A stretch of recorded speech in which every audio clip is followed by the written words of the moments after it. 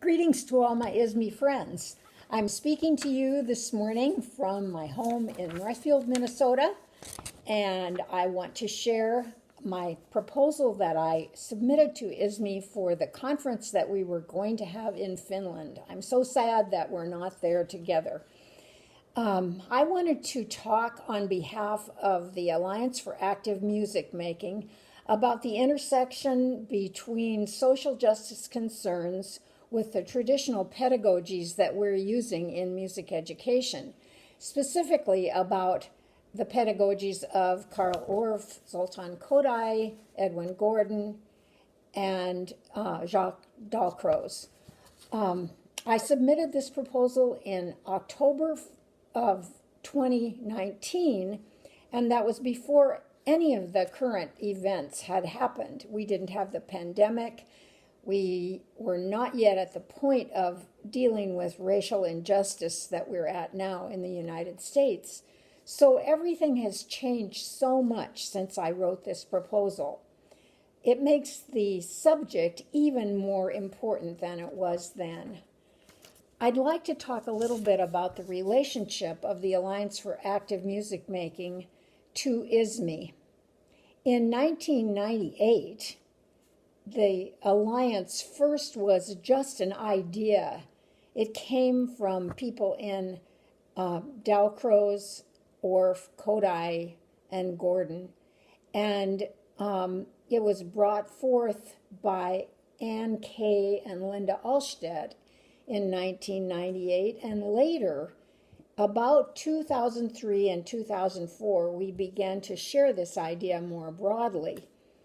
And we presented at various conferences in the United States. In 2006, the first Alliance presentation at ISME was in Kuala Lumpur. And then in 2008, we presented another session. It was a panel session, and after that, the ISME group formed the special interest group that we now know as Applied Pedagogies. So this presentation is part of that, and it comes from this long history of collaboration between the Alliance for Active Music Making and folks in ISME who wanted to carry on this work of collaboration between different approaches to music education.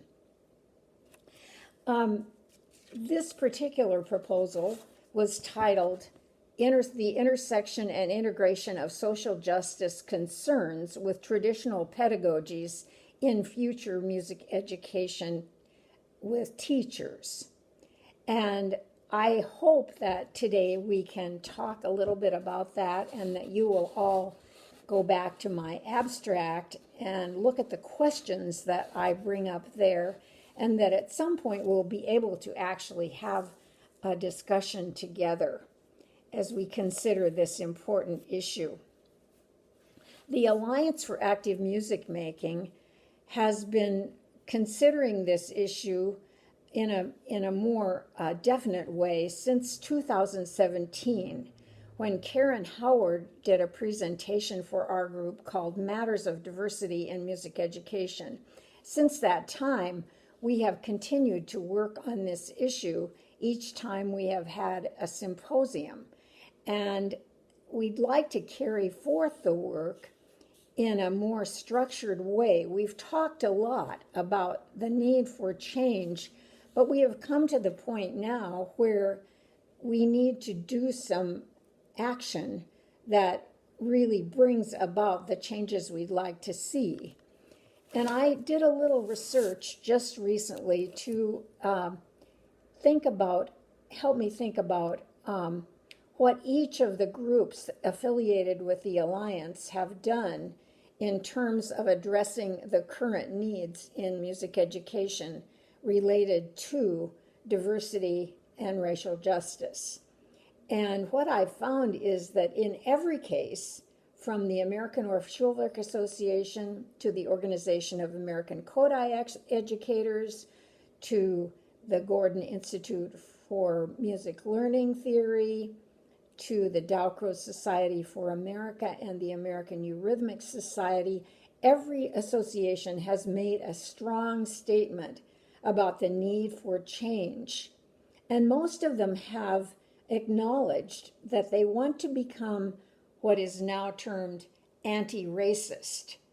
And they want to decenter whiteness in music education. And they want to follow the lead of the group called Decolonizing the Music Classroom, which is very active on the internet. If you haven't checked that out, please do.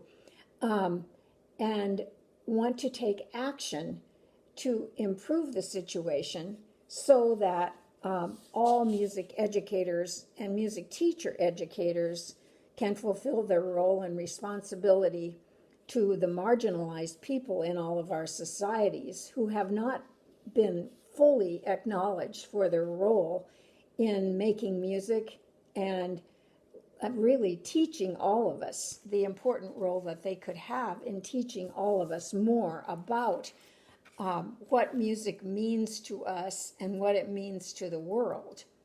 So that is what this session was meant to be. And I was hoping that we would have a chance to make music together and then talk about how we might share that music in a way that would encourage the next generation of music teachers to do a better job than we have done in reaching out to marginalized communities to learn more about music of the world and how to teach it, and to share all of our knowledge with the upcoming generation of music teachers.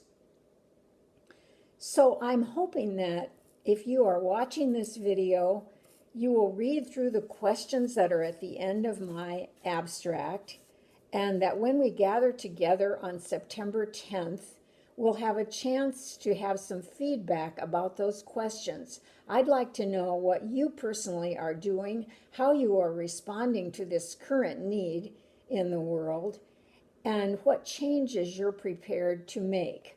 Are you part of one of these groups that support the leading pedagogies of the world, or are you part of another group that is also working to improve the situation for marginalized students? Are you working to get more students of all races to become more active in music education? And are you encouraging people to become music educators and to learn together? It's just a pleasure to have ISME support all of this work. This is our place to come together with people from all cultures, and I value every experience I've had in the ISME world to learn about other cultures and to share with each other what we are doing in music education. So I look forward to seeing you all on September 10th, and I hope we'll have an opportunity then, but after that as well, to continue this communication. Thank you very much.